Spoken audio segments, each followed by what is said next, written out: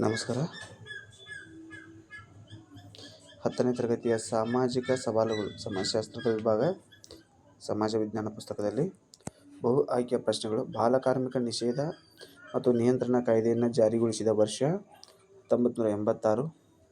ನಮ್ಮ ಸಂವಿಧಾನದ ಈ ವಿಧಿಯು 14 ವರ್ಷಕ್ಕೂ ಕಿರಿಯ ವಯಸ್ಸಿನ ಮಕ್ಕಳನ್ನು ದುಡಿಮೆಗೆ ನೇಮಿಸುವುದು ಶಿಕ್ಷಾರ್ಹ ಅಪರಾಧ ಎಂದು ಘೋಷಿಸಿದೆ. 24ನೇ ವಿಧಿ.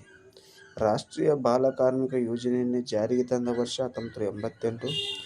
ಬಾಲಕಾರ್ಮಿಕ ಮಕ್ಕಳನ್ನು ಶಾಲೆಗೆ ಕರೆದು ದಾಖಲಿಸಿಕೊಂಡು ಉಚಿತ ಶಿಕ್ಷಣ ನೀಡಲು ಕರ್ನಾಟಕ ರಾಜ್ಯದಲ್ಲಿ ಕೈಗೊಂಡ ಯೋಜನೆ ಕೂಲಿಯಿಂದ ಶಾಲೆಗೆ. ಬಾಲ್ಯವಿವಾಹ ನಡೆಯುತ್ತಿದ್ದ ಆ ಕುರಿತು ದೂರು ನೀಡಲು ನಾವು ಬಳಸಬಹುದಾದ ಪ್ರಪ್ರಥಮ ಸಹಾಯವಾಣಿ 1908. ಭಾರತ ಸರ್ಕಾರವು ಬಾಲಕಾರ್ಮಿಕರ ಕಲ್ಯಾಣಕ್ಕಾಗಿ ರಾಷ್ಟ್ರೀಯ ನೀತಿಯನ್ನು ಜಾರಿಗೊಳಿಸಿದ ವರ್ಷ 1987. ಭಾರತದ ಎಲ್ಲ ರಾಜ್ಯಗಳಲ್ಲಿ ಬಾಲ್ಯವಿವಾಹ ನಿಷೇಧ ಕಾಯ್ದೆ ಜಾರಿಗೆ ಬಂದ ವರ್ಷ 2006. ವರದಕ್ಷಿಣೆ ಪಿಡುಗುಗಳನ್ನು ಶಾಸನಾತ್ಮಕವಾಗಿ ನಿವಾರಣೆ ಮಾಡಲು ಭಾರತ ಸರ್ಕಾರ ವರದಕ್ಷಿಣೆ ನಿಷೇಧ ಕಾಯ್ದೆ ಜಾರಿಗೆ ತಂದ ವರ್ಷ 1961. ವರದಕ್ಷಿಣೆ ನಿಷೇಧ ಕಾಯ್ದೆಯನ್ನು ತಿದ್ದುಪಡಿ ಮಾಡಿ ಕಠಿಣಗೊಳಿಸಿದ್ದು 1986ರಲ್ಲಿ. ಪ್ರಸವ ಪೂರ್ವ ಲಿಂಗ ಪರೀಕ್ಷೆ ಪ್ರತಿಬಂಧಕ ಕಾಯ್ದೆಯನ್ನು ಈ ವರ್ಷದಲ್ಲಿ ಜಾರಿಗೆ ತರಲಾಯಿತು. 1994. ಲೈಂಗಿಕ ಅಪರಾಧಗಳಿಂದ ಮಕ್ಕಳ ರಕ್ಷಣಾ ಕಾಯ್ದೆ ಜಾರಿಗೆ ತಂದಿರುವುದು 2012ರಲ್ಲಿ. ನೇರವಾದ ಪ್ರಶ್ನೆಗಳು. ಬಾಲಕಾರ್ಮಿಕರು ಎಂದರೆ ಯಾರು? 14 ವರ್ಷಕ್ಕಿಂತ ಕಡಿಮೆ ವಯಸ್ಸಿನ ಮಕ್ಕಳು ಆರ್ಥಿಕ ಸಂಪಾದನೆಯ ಉದ್ದೇಶದಿಂದ ದುಡಿಮೆ ಮಾಡುತ್ತಿದ್ದರೆ ಅವರನ್ನು ಬಾಲಕಾರ್ಮಿಕರು ಎನ್ನುವರು. ಭಾರತ ಸರ್ಕಾರವು ಬಾಲಕಾರ್ಮಿಕರ ಪುನರ್ವಸತಿ ಕಲ್ಯಾಣ ನಿಧಿ ಸ್ಥಾಪಿಸಿರುವುದರ ಉದ್ದೇಶವೇನು?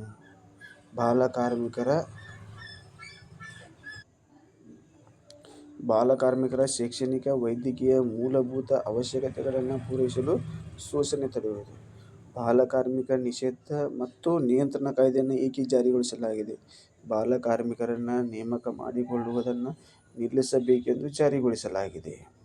ಕೂಲಿಯಿಂದ ಶಾಲೆಗೆ ಕಾರ್ಯಕ್ರಮದ ಉದ್ದೇಶವೇನು? ಬಾಲಕಾರ್ಮಿಕ ಮಕ್ಕಳನ್ನು ಶಾಲೆಗೆ ಕರೆದು ಶಾಲೆಯಲ್ಲಿ ದಾಖಲಿಸಿಕೊಂಡು ಉಚಿತ ಶಿಕ್ಷಣ ನೀಡುವುದು. ವರದಕ್ಷಿಣೆ ಎಂದರೇನು? ವಧುವಿನ ಕುಟುಂಬದವರಿಂದ ನಾನಾ ರೂಪದಲ್ಲಿ ವಿವಾಹದ ಉಡುಗೊರೆಯಾಗಿ ಅಪೇಕ್ಷಿಸುವ ಸ್ವತ್ತು, ಚಿನ್ನಾಭರಣ, ನಗದು, ಹಣ ಅಥವಾ ವಾಹನ ಇತ್ಯಾದಿಗಳನ್ನು ಪಡೆಯುವುದು. ಹೆಣ್ಣು ಭ್ರೂಣ ಹತ್ಯೆ ಎಂದರೇನು? ಗರ್ಭದಲ್ಲಿರುವ ಭ್ರೂಣವನ್ನು ಹೆಣ್ಣು ಎಂದು ಗುರುತಿಸಿ ಗರ್ಭದಲ್ಲಿಯೇ ಕೊಂದು ಹಾಕುವುದು. ಹೆಣ್ಣು ಶಿಶು ಹತ್ಯೆ ಎಂದರೇನು? ಜನನ ನಂತರದಲ್ಲಿ ಹೆಣ್ಣು ಮಗುವನ್ನು ಹತ್ಯೆ ಮಾಡುವ ಕ್ರೂರ ಪದ್ಧತಿಯೇ ಹೆಣ್ಣು ಶಿಶು ಹತ್ಯೆ. ಲೈಂಗಿಕ ಅಪರಾಧಗಳಿಂದ ಮಕ್ಕಳ ರಕ್ಷಣಾ ನೇರ ಕಾಯ್ದೆಯನ್ನು ಏಕೆ ಜಾರಿಗೆ ತರಲಾಗಿದೆ?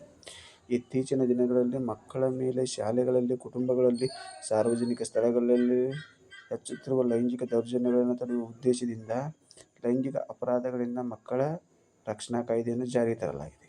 ಬಾಲ್ಯವಿವಾಹ ಎಂದರೇನು?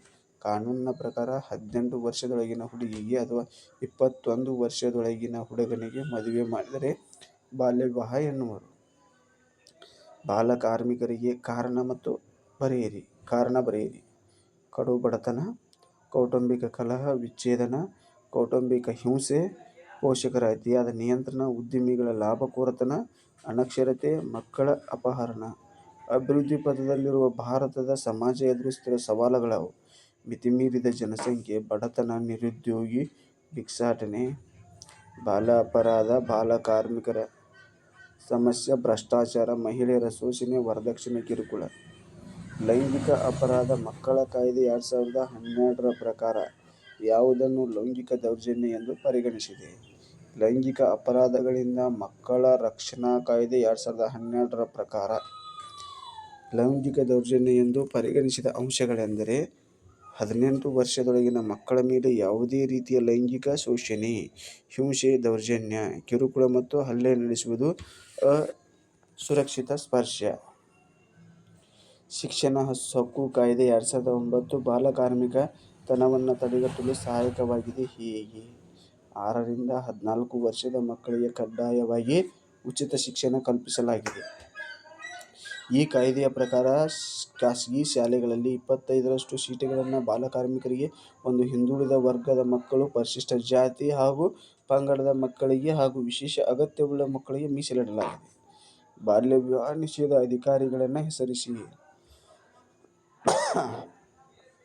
ಬಾಲ್ಯ ವಿವಾಹ ನಿಷೇಧಾಧಿಕಾರಿಗಳೆಂದರೆ ಸರ್ಕಾರಿ ಶಾಲೆಯ ಮುಖ್ಯ ಶಿಕ್ಷಕರು, ಗ್ರಾಮ ಲೆಕ್ಕಿಗರು, ಗ್ರಾಮ ಪಂಚಾಯತ್ ಅಭಿವೃದ್ಧಿ ಅಧಿಕಾರಿಗಳು, ನಗರ ಆರೋಗ್ಯ ನಿರೀಕ್ಷಕರು, ಪೊಲೀಸ್ ಠಾಣೆ. ಬಾಲ್ಯ ವಿವಾಹಕ್ಕೆ ಪರಿಹಾರಗಳಾವು? 18 ವರ್ಷದ ತನಕ ಕಡ್ಡಾಯವಾಗಿ 100ರಷ್ಟು ಮಕ್ಕಳು ಶಾಲೆಗೆ ದಾಖಲಾಗುವುದು. ಜನನ ನೋಂದಣಿ ಮತ್ತು ಪ್ರಮಾಣ ಪತ್ರ ಕಡ್ಡಾಯ. ಹೆಣ್ಣು ಮಕ್ಕಳ ಶಿಕ್ಷಣಕ್ಕೆ ಒತ್ತು. 2006ರಲ್ಲಿ ಬಾಲ್ಯ ವಿವಾಹ ನಿಷೇಧ ಕಾಯ್ದೆ ಜಾರಿಗೆ ತರಲಾಗಿದೆ. ಬಾಲಕಿಯರ ಬಲವರ್ಧನೆ ಮತ್ತು ಸಬಲೀಕರಣ. ಬಾಲ್ಯ ವಿವಾಹ ನಡೆದರೆ ದೂರು ನೀಡುವುದು. ಸ್ತ್ರೀಯರ ಮೇಲಿನ ಹಿಂಸಾಚಾರದ ವಿವಿಧ ರೂಪಗಳನ್ನು ತಿಳಿಸಿ.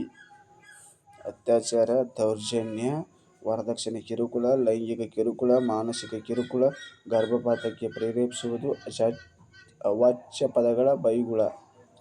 3 ಅಂಕದ ಪ್ರಶ್ನೆಗಳು. ಬಾಲ ಕಾರ್ಮಿಕತೆಯ ದುಷ್ಪರಿಣಾಮಗಳನ್ನು ಬರೆಯಿರಿ. ಮಕ್ಕಳನ್ನು ದಿನವಿಡೀ ದುಡಿಸಿಕೊಳ್ಳುವುದು. ಮಕ್ಕಳ ಮಾನಸಿಕ, ಭಾವನಾತ್ಮಕ, ಶೈಕ್ಷಣಿಕ, ವೈದ್ಯಕೀಯ ಅಗತ್ಯತೆ, ಕಾಳಜಿ ಬಗ್ಗೆ ಇಲ್ಲದಿರುವುದು. ದೈಹಿಕ, ಮಾನಸಿಕ ಹಿಂಸೆ ನೀಡುವುದು. ಅನಾರೋಗ್ಯ, ಪೌಷ್ಟಿಕ ಆಹಾರದ ಕೊರತೆ, ವೈದ್ಯಕೀಯ ಸೌಲಭ್ಯಗಳ ಕೊರತೆ, ಒತ್ತಾಯದ ದುಡಿತ, ಆರ್ಥಿಕ ಸಾಮಾಜಿಕ ಶೋಷಣೆ, ದುಡಿಮೆಗೆ ದೂಡಿ ಬಾಲ್ಯವನ್ನು ಕಸಿದುಕೊಳ್ಳುವುದು. ಬಾಲ್ಯ ವಿವಾಹದ ದುಷ್ಪರಿಣಾಮಗಳು. ಮಕ್ಕಳ ಸರ್ವತೋಮುಖ ಬೆಳವಣಿಗೆ ಕುಂಠಿತವಾಗುವುದು. ಮಕ್ಕಳ ಮೇಲೆ ಅತಿಯಾದ ದೌರ್ಜನ್ಯ, ಶೋಷಣೆ ಹೆಚ್ಚುತ್ತದೆ. ಮಕ್ಕಳ ಹಕ್ಕುಗಳ ಉಲ್ಲಂಘನೆಯಾಗುತ್ತದೆ. ಶಿಕ್ಷಣದಿಂದ ವಂಚಿತರಾಗುತ್ತಾರೆ. ಅಪೌಷ್ಟಿಕತೆ, ರಕ್ತಹೀನತೆ, ಅನಾರೋಗ್ಯ ಉಂಟಾಗುತ್ತದೆ. ಶಿಶು ಮರಣ, ತಾಯಿಯ ಮರಣ ಉಂಟಾಗುತ್ತದೆ. ಸಾಮಾಜಿಕ ಭದ್ರತೆ ಇರುವುದಿಲ್ಲ. ದೌರ್ಜನ್ಯಕ್ಕೆ ಒಳಗಾಗುವ ಸಂಭವ ಹೆಚ್ಚು. ವರದಕ್ಷಿಣೆ ಪದ್ಧತಿ ಸಮಾಜದಲ್ಲಿ ಉಂಟು ಮಾಡುತ್ತಿರುವ ದುಷ್ಪರಿಣಾಮಗಳೇನು? ಸ್ತ್ರೀಯರ ಸ್ವಾಭಿಮಾನ, ಗೌರವ ಕುಗ್ಗಿಸುತ್ತದೆ. ಕೌಟುಂಬಿಕ ಕಲಹ ಉಂಟಾಗುತ್ತದೆ. ಸ್ತ್ರೀ ಪುರುಷರ ನಡುವೆ ಒಡಕು ಉಂಟಾಗಲು ಕಾರಣವಾಗಿದೆ. ಅನೈತಿಕ ಮತ್ತು ಚೌರ್ಯ ಹೆಚ್ಚುತ್ತದೆ.